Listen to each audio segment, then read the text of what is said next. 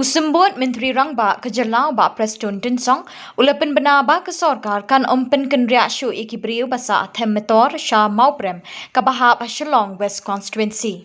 Ya kata gajing penbenau ba Preston ubadeiru National Vice President ulakren ha gajing alang penskem ya ke NPP Block Shillong West kabalong ha Mauprem ha gajan miet jong kalai pau tarik unailar. One decision taken by the government that we are planning to shift that sweeper or friends from sweeper lane at Yomolo to the Mauprem DB hospital where we call it. I remember delegation came and met me. The Rambak Snong, the traditional head, came and met me. And then I assured them, this one, we have taken note of it. We will not just bulldoze, or we will not just go against the wishes of the people.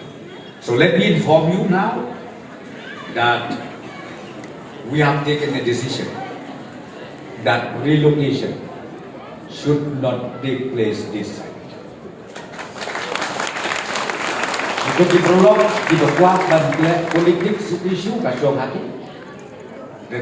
I assure you, relocation of our friends from Yomolo will not be shifted to this side.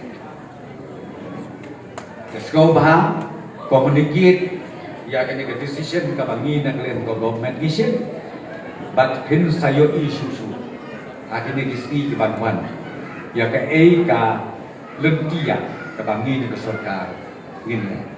Tanpa kawe ke mga kawan kongnya. Relocation has to take place.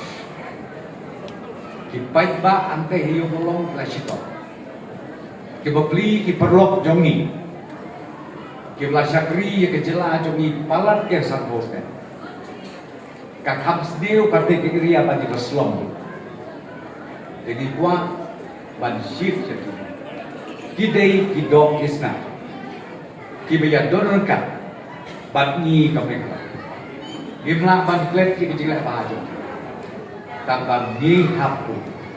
Ya ban pek, ya ke jimpit ke jimbiang lang. Jong ki pai ba. Ke jelang lah. Ban kumju na kemuda jong ki pai ba. Lani ki para ki men di jomi. Ki bala prei ban syakri ban ni hang ni hang ke jelang.